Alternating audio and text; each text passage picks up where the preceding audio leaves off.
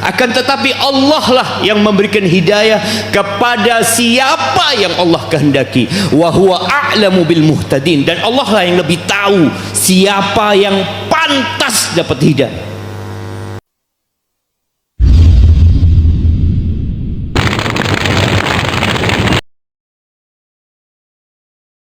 Assalamualaikum warahmatullahi wabarakatuh. Alhamdulillah alladzi hadana li hadza. Segala puji bagi Allah Jalla Jalaluh yang telah memberikan hidayahnya kepada kita. Wa ma kunna linahtadiya laula an hadanallah. Demi Allah, kalau bukan karena Allah yang ngasih hidayah, nggak mungkin kita bisa berada di atas kebenaran. Walaula fadlullahi alaikum wa rahmatuhu ma zaka minkum min ahadin abada. Kata Allah, kalau bukan karena karunia Allah dan rahmatnya, nggak ada satu pun di antara kalian yang jadi orang baik, nggak ada. Maka hendaklah kita senantiasa memuji dan memuja Allah Jalla Jalaluhu atas nikmat yang diberikan kepada kita. Allahumma salli wa sallim wa zid wa barik wa an'im ala abdika wa rasulika Sayyidina wa maulana Muhammadin wa ala alihi wa ashabihi ajma'in. Siapa nggak cinta sama Nabi SAW? Beliau itu ingin berjumpa dengan kita. Bayangin ya, bagaimana manusia terindah yang pernah menginjakkan kakinya di muka bumi ini, bagaimana manusia yang paling dicintai Allah itu rindu sama kita. Dan kita nggak tahu apakah kita akan berjumpa dengan beliau alaihi salatu wassalam. Beliau pernah di makam Baqi, di kuburan sahabat-sahabatnya sana. Beliau mengatakan, wadidna anna ra'ayna ikhwanana, wadidtu anna ra'ayna ikhwana. Beliau mengatakan, aku ingin ya kita ini udah berjumpa dengan saudara-saudara kita. Maka para sahabat mengatakan, awalasna ikhwanaka ya Rasulullah, apakah kami ini bukan saudaramu ya Rasulullah? Maka beliau mengatakan, antum ashabi, kalian sahabat-sahabatku. Ikhwanuna alladzina lam ya'tu ba'd, sedangkan saudara-saudara kita itu yang belum pada datang. Dan beliau menunggu kita di telaganya alaihi salatu wassalam. Semoga kita bisa berjumpa dengan Nabi alaihi salatu wassalam dan minum dari telaga beliau alaihi salatu wassalam. Amma ba'd, ahibati fillah, ada hadiah di sini. Mana anda nggak ngeliat hadiah? Mas Agung, mana hadiahnya? Nah, apalah fulus ini? Masya Allah. Apa? Peci. Nah, kita kadang kala lupa, kecuali kalau diingatkan. Nah, antum, berapa tahun yang lalu Nabi meninggal dunia alaihi salatu wassalam?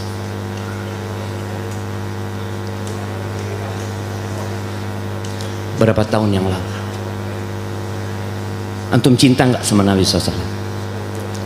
Allahumma salli wa sallim alaihi. Nggak ingat antum? Oke, anda kasih hadiah, mudah-mudahan ingat. Masya Allah. Umroh satu orang, bener mas? Ada umroh gratis buat yang bisa jawab pertanyaan nanti terakhir. Iya, dari Mas Agung, bener loh. Jangan nanti syarat dan ketentuan berlaku lagi. Umroh sama ana insyaallah jemaah. Baik, nanti terakhir. Jadi antum harus perhatikan Siapa yang bisa ngeringkas nanti kajian hari ini, insya Allah berangkat umroh. Berapa tahun yang lalu meninggal Nabi SAW? 1434. Dia plus berapa hari? Iya, anak mau kasih hadiah. Plus berapa hari? Plus 9 hari. Kok bisa 9 hari? Nabi meninggal kapan? Sallallahu alaihi wasallam. Tanggal 12 Rabiul Awal. Hari ini malam 21. Bukan umroh hadiahnya nanti jemaah. Ahibati billah. Nabi Ibrahim sedih banget ya ketika ayahnya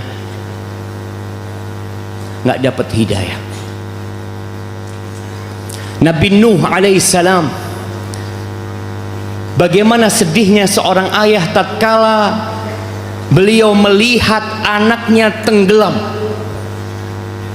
sampai beliau meminta kepada Allah permintaan yang nggak boleh dipinta. Allah pun menegurnya. Nabi kita Muhammad alaihi salatu wassalam juga sedih setelah 10 tahun mendakwai pamannya, tapi ternyata Allah tidak memberikan hidayah. Innaka la tahdi man ahbabta walakin Allah yahdi man yasha. Di mana ya Allah mengatakan kepada Nabi SAW, engkau Muhammad nggak bisa kasih hidayah kepada orang yang kau cintai, nggak bisa. Akan tetapi Allah lah yang memberikan hidayah kepada siapa yang Allah kehendaki. Wa huwa a'lamu bil muhtadin, dan Allah lah yang lebih tahu siapa yang pantas dapat hidayah. Kita nggak tahu, dan kita pun juga nggak tahu dalam kondisi seperti apa kita akan meninggalkan dunia ini. Allah mengatakan wala tamutunna illa wa antum muslimun. Yang dapat peta harta karun, bagaimana gembiranya dia, bagaimana dia berpikir akan menjadi orang yang kaya, akan menjadi orang yang nikmat hidupnya. Iya, dia akan bergembira sekali. Emak-emak yang dapat resep masakan yang selama ini ingin dia buat, dan antum tahu resep itu rahasia, bahkan mahal. Ada beberapa pelatihan bikin roti Jepang apa, itu 3 hari bayarnya 25 juta. Ana mikir gaji ana berapa bulan nih, mahal tuh. Tangan lalu dikatakan engkau dapat punya anak tapi dengan bayi tabung umpamanya, mahal bayarnya, harus berangkat ke negeri syahid minkumul ghaib. Yang hadir menyampaikan kepada yang nggak bisa hadir. Tapi bagaimana antum akan menyampaikan kalau antum tidak mencatat? Antum catat, antum sampaikan. Hidayah itu mahal, dan kita akan tahu nikmat hidayah Islam dan hidayah sunnah ini kalau kita lihat lawan dari hidayah tersebut. Kalau bicara Islam, maka lawannya adalah kekufuran. Dan kita tahu 3/4 penduduk bumi ini di atas kekufuran.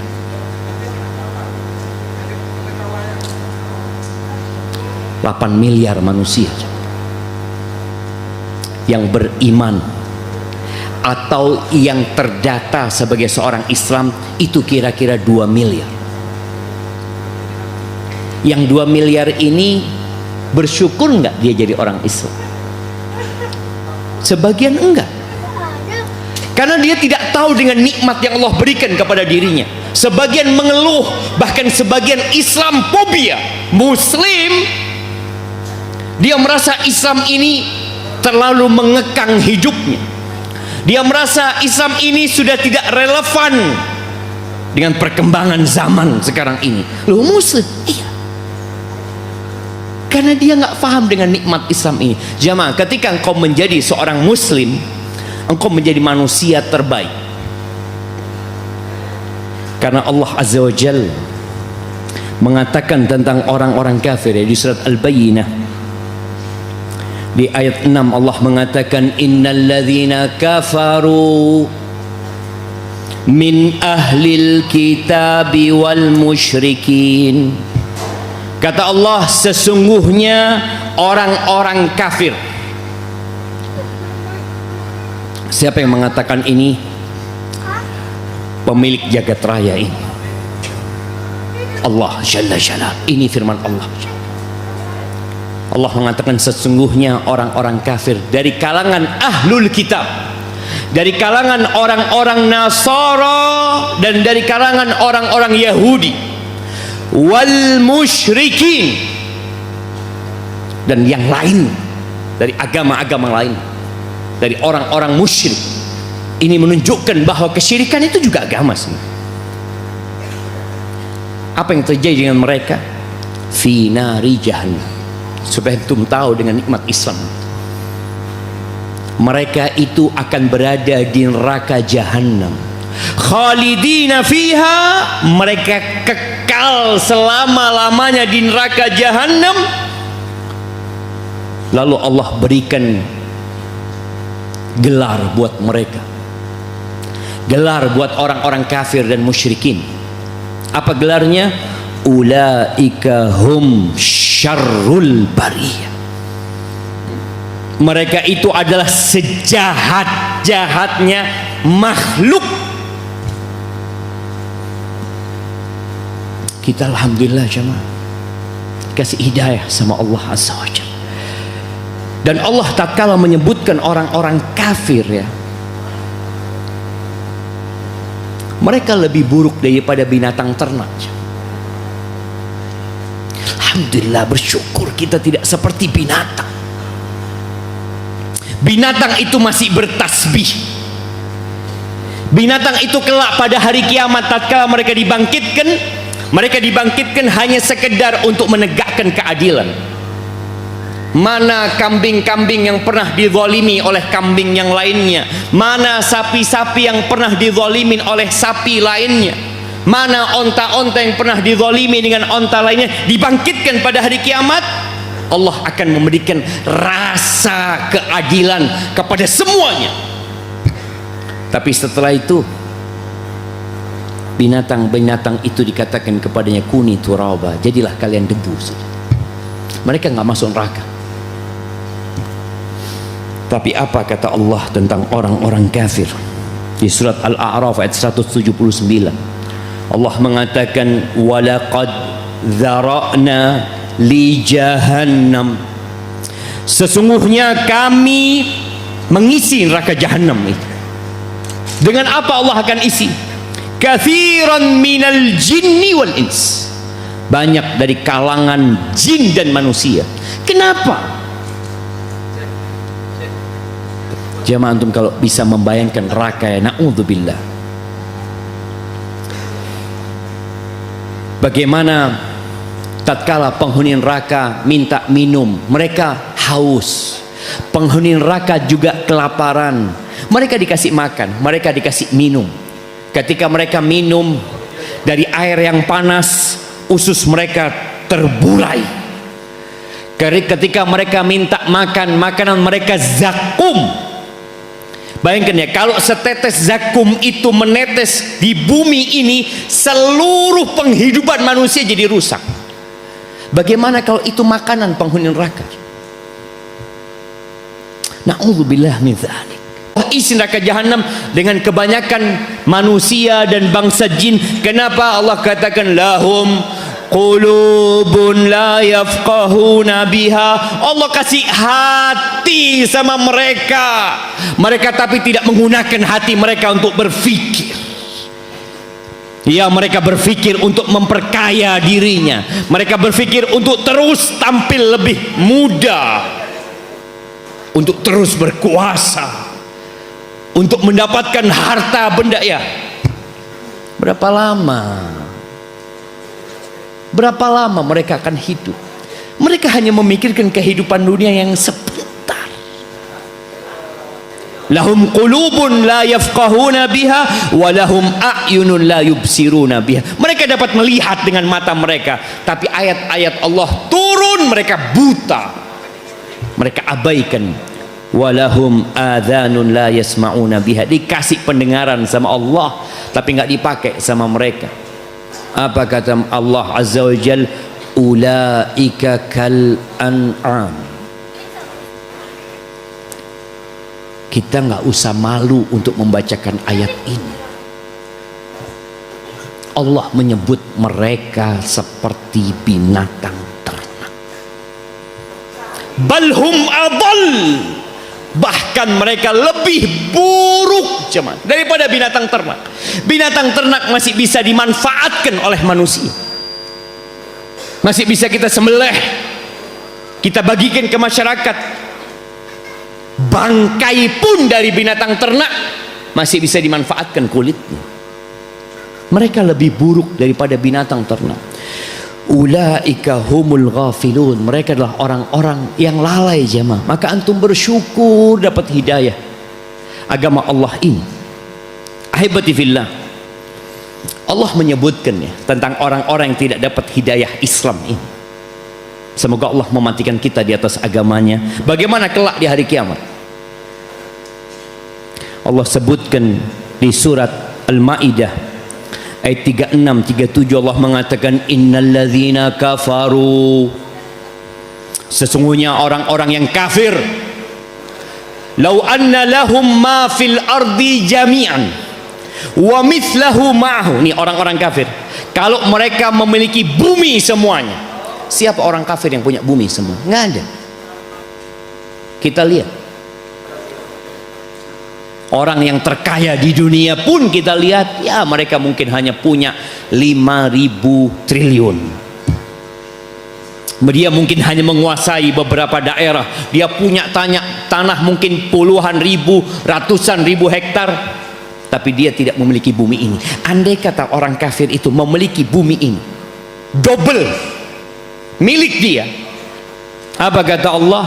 Liyaftadu bihi min adzabi yaumil qiyamah. Mereka ingin menebus diri mereka dari azab pada hari kiamat. Orang kafir di dunia mungkin dia kebal hukum, mungkin dia merasakan kenikmatan di dunia ini, dan kata Nabi alaihi salatu wassalam, ad-dunya sijnul mu'min wa jannatul kafir. Dunia ini penjara buat orang beriman. Iya jamaah, susah kita jemaah.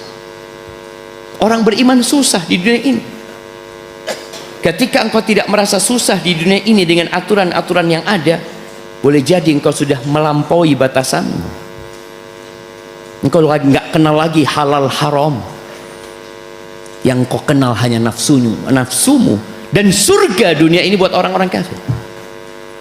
Maka pada hari kiamat mereka ingin menembus dirinya dengan dunia ini dan isinya 2 kali lipat. Apa kata Allah? Ma tuqbila minhum, nggak diterima sama Allah. Sedangkan kita nggak punya dunia semuanya. Walahum adzabun alim, dan bagi mereka azab yang pedih. Lalu mereka ingin keluar dari api neraka. Yuriduna an yakhruju minan nar. Mereka ingin keluar dari api neraka. Wa ma hum bi kharijina minha. Mereka nggak bisa keluar, nggak bisa keluar. Mereka teriak-teriak memanggil Malik, malaikat penjaga neraka. Wa nadau ya Malik liyaqdi alaina rabbuk. Kalau mereka tidak bisa keluar dari api neraka, mereka minta mati. Ya sudah, keluar nggak bisa. Antum tahu kenapa di penjara itu selalu nggak boleh ada tali, ada senjata tajam? Takut bunuh diri. Dikhawatirkan bunuh diri, karena dia berpikir dengan anak bunuh diri selesai urusannya sudah. Maka di sini penghuni neraka teriak-teriak meminta kepada Malik, wa nadau ya Malik liyaqdi alaina rabbuk. Dibiarkan sama Malik, nggak dijawab. Di beberapa riwayat disebutkan sampai 1000 tahun mereka terus minta, terus sama. Satu hari di akhirat seperti 1000 tahun dalam kehidupan manusia. Satu hari. Apa kata Malik terakhir? Mengatakan, innakum makithu. Gak akan keluar kalian, dan tidak akan mati kalian. Kalian akan tetap di neraka. Itu jemaah, kita kalau lihat itu, ya Allah, nikmatnya Islam ini. Dan di ayat lainnya Allah menyebutkan tentang emas. Kita tahu bagaimana emas di negeri kita diperebutkan oleh bangsa kita sendiri dan bangsa-bangsa yang lainnya. Mereka datang ke negeri kita, mereka ingin mengeksploitasi kekayaan negeri kita. Negeri kita kerjasama sama mereka, dan negeri kita tidak semuanya emas. Ya, ada banyak emas. Apa kata Allah Azza wa Jal di surat Ali Imran ayat 91? Allah mengatakan, innal ladzina kafaru wa matu wa hum kuffar. Sesungguhnya orang-orang yang kafir dan mati dalam kondisi kafir, falay yuqbala min ahadihim mil'ul ardi dhahaban walau iftada bih. Sesungguhnya orang-orang yang kafir dan mati dalam kondisi kafir tidak akan diterima dari seorang di antara mereka. Kita lihat ya, kalau tadi ada 6 miliar yang kafir, kemudian mereka mati dalam kondisi kafir, lalu setiap orang itu menebus dirinya, setiap orang menebus dirinya dengan sepenuh bumi ini emas, jemaah. Bayangkan ya, kayak global itu yang untuk melihat semuanya emas. Mereka ingin menebus dirinya. Di dunia mereka bisa menebus dirinya. Dengan 1 miliar dia keluar dari penjara, dengan 10 M dia keluar dari penjara, dengan 1 triliun dia keluar dari jeratan hukum. Mungkin dia lakukan itu. Tapi nanti kalau sepenuh bumi ini emas, engkau mau tebus dirimu, ma tuqub. Naam, falan yuqbala min ahadihim mil'ul ardi dhahaban walau iftada bih ulaika lahum adzabun alim wa ma lahum min nasirin. Nggak ada yang bisa nolong mereka. Di dunia kita mungkin bisa ngelobi, kita punya kenalan, kita punya orang dalam, dan kita punya harta. Nanti nggak ada. Maka antum bersyukur, antum berada di atas agama ini. Yauma la yanfa'u malun wala banun illa man atallaha biqalbin salim. Pada hari tidak berguna harta dan anak-anak kita, kecuali yang datang menjumpai Allah dengan hati yang selamat. Ahibati billah, kita bangga sebagai muslim, kita bersyukur sebagai muslim, dan angkat kepalamu, katakan ana muslim, ana muslim.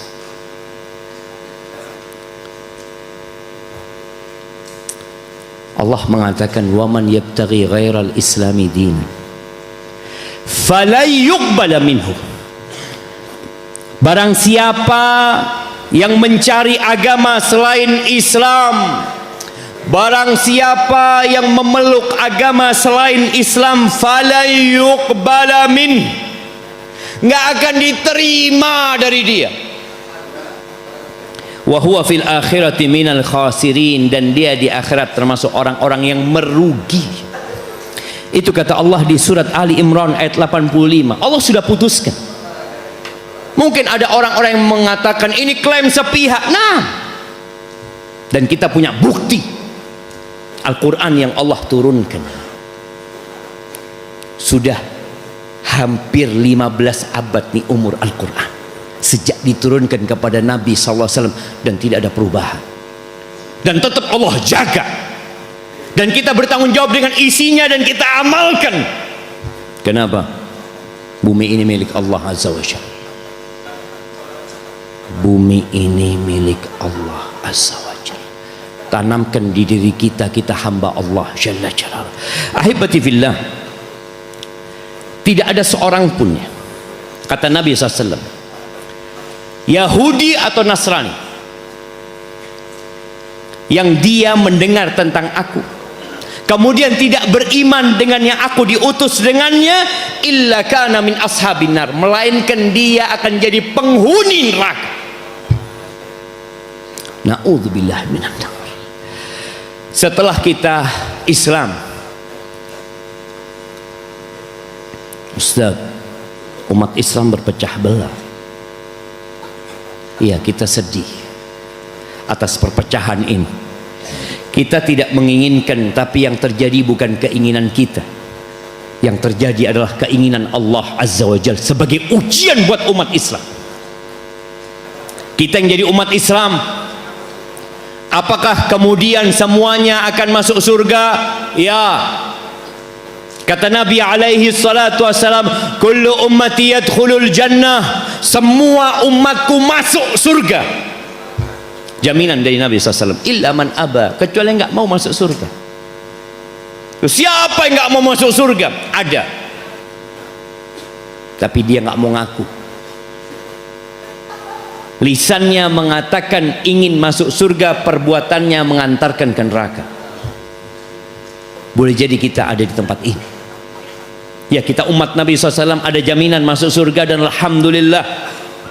Tapi ternyata ada umat Islam yang diancam masuk neraka, walaupun dia tidak akan kekal selama-lamanya di sana karena dia masih ada iman. Tapi jangan pernah berpikir engkau untuk masuk neraka sehari sedikit pun. Kata Nabi SAW, man ata'ani dakhalal jannah, barang siapa yang taat sama aku masuk surga. Wa man asani faqad aba, dan barang siapa yang bermaksiat kepadaku berarti dia enggan masuk surga. Iftaraqatil yahud, bangsa Yahudi terpecah belah menjadi 71 golongan. Waftaraqatin nasara ila 72 firqah, dan orang-orang Nasara terpecah belah menjadi 72 golongan. Wasataftariqu hadhil ummah, dan umatku ini akan terpecah belah menjadi 73 golongan. Kulluha finnar illa wahid, semuanya di neraka kecuali satu. Ternyata yang sudah Islam masih ada ancaman neraka buat dia kalau dia nggak taat sama Nabi alaihi salatu wassalam. Karena setiap hari kita mengatakan asyhadu an la ilaha illallah, ada tauhid. Tapi syahadat kita nggak berhenti di situ. Kita mengatakan wa asyhadu anna Muhammadan abduhu wa rasuluh, Nabi Muhammad adalah hamba utusan Allah Azza wa Jalla. Di sini tatkala engkau sudah Islam, engkau dituntut untuk taat kepada Nabi sallallahu alaihi wasallam, untuk mengikuti sunnahnya. Akan terpecah belah, iya, Nabi informasikan hal itu kepada kita. Para sahabat ketika mendengar itu, mereka bertanya, ya Rasulullah, siapa yang selamat ini? Yang wahidah, yang sering kita dengar istilah al-firqatun najiyah. Siapa mereka yang selamat? Makana ala mithli ma ana alaihi al-yawm wa ashabi. Al-jamaah dalam riwayat lain, mereka adalah orang-orang yang menjalankan Islam seperti yang aku jalankan pada hari ini bersama sahabat-sahabatku. Itu yang namanya sunnah. Sebagian kita mengakutin, oh kalau gitu saya termasuk yang selamat. Ustaz, tunggu dulu. Apakah benar antum termasuk ahlus sunnah wal jamaah? Siapa yang tidak bisa mengatakan aku termasuk, bisa mengatakan itu? Dengan mudah antum menulis di status antum, dengan mudah sana, dengan mudah antum mengungkapkan dengan lisan antum berkoar-koar di sana, antum termasuk ahlus sunnah wal jamaah. Akan ada persidangan kelak pada hari kiamat. Antum akan disidang untuk membuktikan kebenaran klaim antum. Rasulullah sallallahu alaihi wasallam pernah diminta nasihat oleh para sahabatnya sebelum beliau meninggal dunia. Beliau udah kasih nasihat yang membuat para sahabat menangis, sampai mereka mengatakan ka'annaha wasiyatu muwaddi' mau'idatu muwaddi' fa'ausina ya Rasulullah. Itu seakan-akan nasihat buat orang yang mau berpisah, tolong kasih kami pegangan ya Rasulullah, kasih kami wasiat. Kita dikasih wasiat sama orang tua kita, bingung kita ingin mengamalkannya. Kita tanya kepada ustadz, bagaimana wasiat ini, apakah boleh dikerjakan atau nggak boleh. Bagaimana kalau ternyata wasiat itu dari Nabi kita Muhammad alaihi salatu wassalam. Beliau mengatakan usikum bitaqwallah was-sam'i wat-ta'ah wa in ta'ammara alaikum abdun habashi. Aku berwasiat kepada kalian untuk bertakwa kepada Allah dan untuk taat dan patuh kepada pemimpin kalian, walaupun pemimpin kalian hamba budak Habasyah yang berwarna hitam kulitnya, tetap taat, tetap patuh. Itu wasiat Nabi SAW. Lalu beliau mengatakan tentang hal yang akan kita hadapi, fa innahu man ya'ish minkum ba'di fasayara ikhtilafan katsira. Barang siapa yang hidup setelah aku mati, maka dia akan melihat, akan mendapati banyak perselisihan di tengah-tengah umat Islam. Dan betul jemaah, Nabi meninggal dunia alaihi salatu wassalam, muncul kelompok-kelompok yang menyimpang.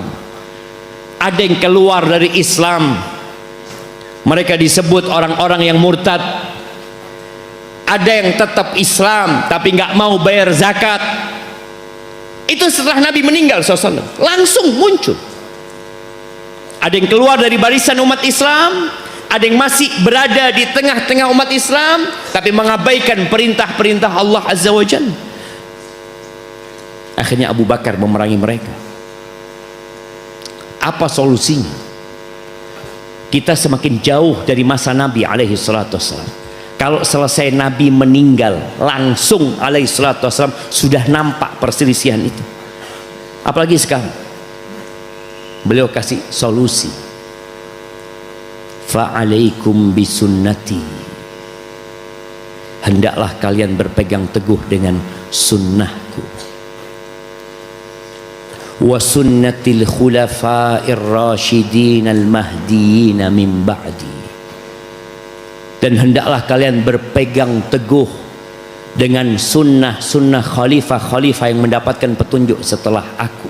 Tamassaku biha, kalian cari, kalian pegang, wa'addu 'alaiha bin nawajid, gigit dengan gigi geraham kalian. Bayangkan ya, kita dapat tuh sunnah, kita gigit dengan gigi geraham kita.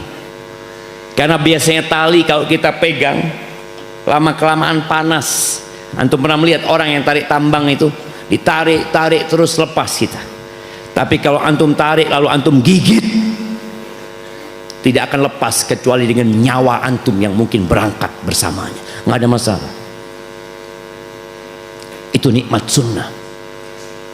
Wa iyyakum wa muhdatsatil umur, dan berhati-hatilah kalian hindari perkara-perkara yang baru dalam urusan agama.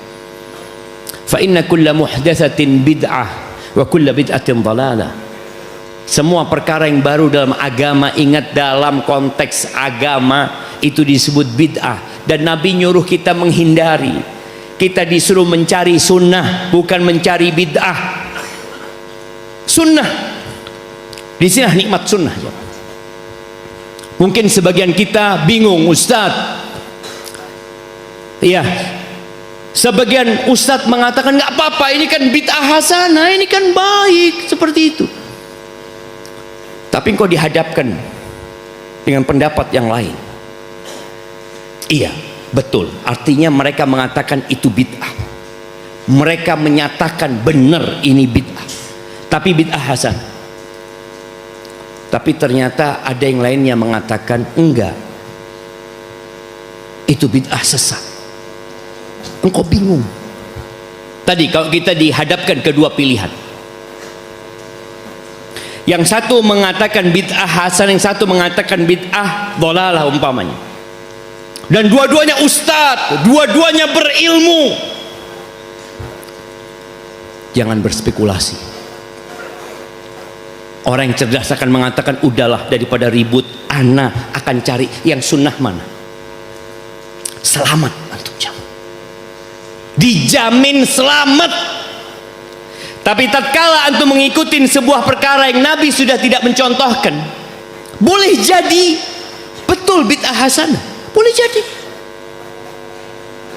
Tapi juga bisa itu bid'ah yang menyesatkan. Lalu solusinya apa?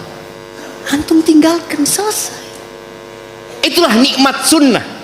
Meninggalkan semua pemikiran-pemikiran yang tidak ada contohnya dari Nabi SAW, dan kita berpegang teguh dengan sunnah, nanti ketemu dengan Nabi SAW, dijamin.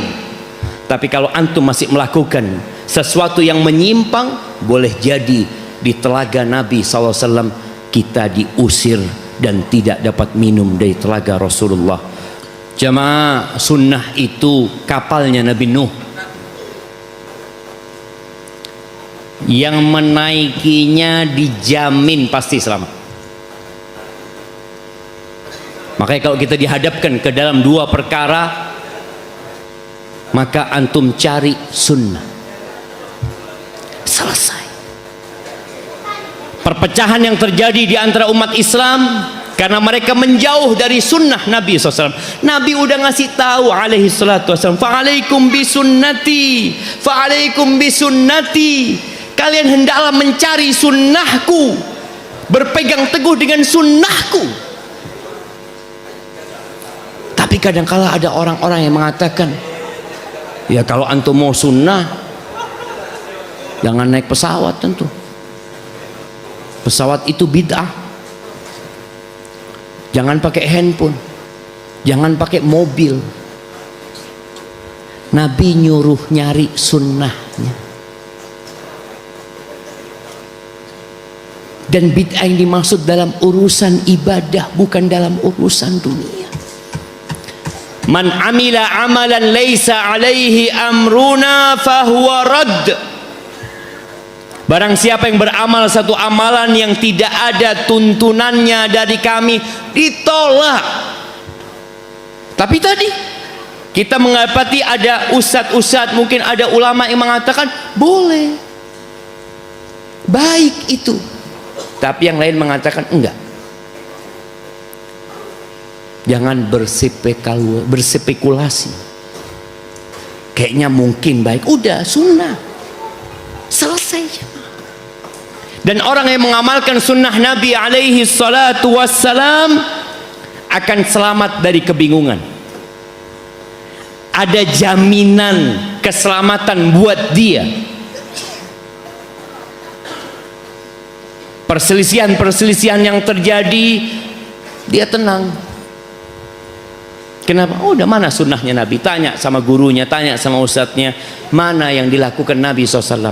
Oh, Nabi nggak melakukan yang seperti itu. Terus ya udahlah, daripada kita berdebat, berpecah belah, udah kita jalankan yang Nabi jalankan. Kita amalkan yang Nabi perintahkan. Kita contoh Rasulullah sallallahu alaihi wasallam dalam beribadah, mendekatkan diri kepada Allah Jalla Jalaluh. Tapi jamaah, syarat ibadah itu dua. Ya, kita semua tahu. Yang pertama ikhlas, yang kedua sesuai dengan sunnah. Boleh jadi antum sudah sesuai dengan sunnah, tapi antum masuk neraka.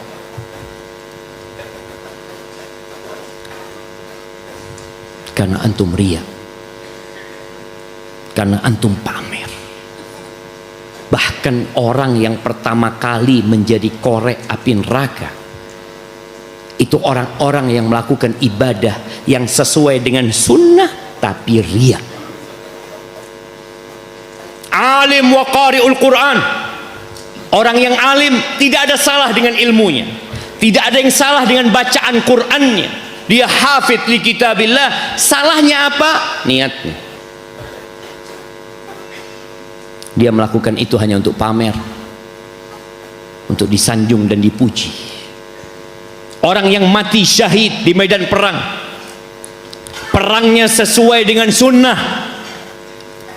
Dia berperang dalam rangka menegakkan agama Allah, tapi ternyata niatnya ingin pujian dan sanjungan, neraka tempat. Yang dermawan, dia sudah kenal sunnah, dia bangun masjid, dia bangun sekolahan, tapi ternyata dia menjadi korek api neraka karena salah niat. Maka yang sudah berpegang teguh dengan sunnah, tolong engkau sering-sering memperhatikan, karena termasuk dari sunnah juga tuntutan untuk ikhlas dalam beribadah. Wa ma umiru illa liya'budullah mukhlishina lahuddin. Dan dua rukun ibadah itu kamalul hubbi wa kamalul dhulli lillah, kesempurnaan cintamu kepada Allah dan kesempurnaan ketundukanmu, kerendahanmu kepada Allah subhanahu wa ta'ala. Nih, engkau yang sudah belajar sunnah, tolong perhatikan. Sudahkah engkau menghadirkan cinta dalam ibadahmu? Sudahkah engkau menghadirkan ketulusan, menghinakan dirimu di hadapan Allah, takut sama Allah? Sebagian karena sudah belajar sunnah, dia nggak takut lagi sama Allah Azza wa Jalla.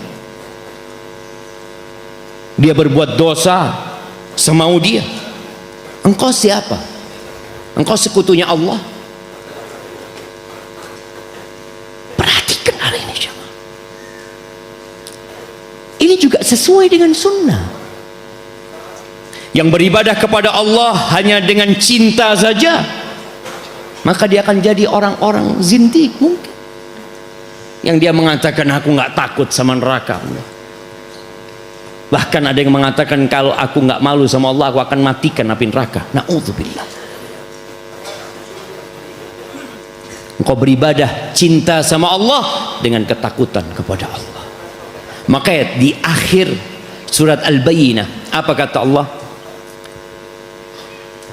Innal ladzina amanu wa 'amilus salihati ulaika hum khairul bariyah jazaohum 'inda rabbihim jannatu 'adnin tajri min tahtihal anhar khalidina fiha abada radhiyallahu anhum wa radu an dzalika liman khasyiya rabbah. Itu tuh janji Allah, yang Allah janjikan surga, Allah janjikan keridhaan, Allah janjikan kekekalan, keabadian di surga Allah Azza wa Jalla untuk siapa yang takut sama Allah Azza wa Jalla. Kita takut enggak sama Allah? Jangan-jangan antum setelah belajar sunnah antum semakin berani sama Allah, semakin pinter. Oh, ini dosa kecil, aman. Yang penting tauhid sama Allah Azza wa Jalla. Kesempurnaan tauhid antum dengan kesempurnaan rasa takut antum kepada Allah Azza wa Jalla dalam beribadah. Takut, jemaah. Semua kenikmatan yang ada pada diri kita, kalau Allah mau ambil, Allah hanya mengatakan kun, selesai. Antum yang sehat pulang lumpuh, mungkin mungkin Allah lakukan itu kepada kita. Maka terus belajar sunnah, bukan hanya yang berkaitan dengan amalan dohirnya saja, tapi antum belajar sunnah dengan amalan hati antum. Apakah antum sudah menghadirkan cinta kepada Allah?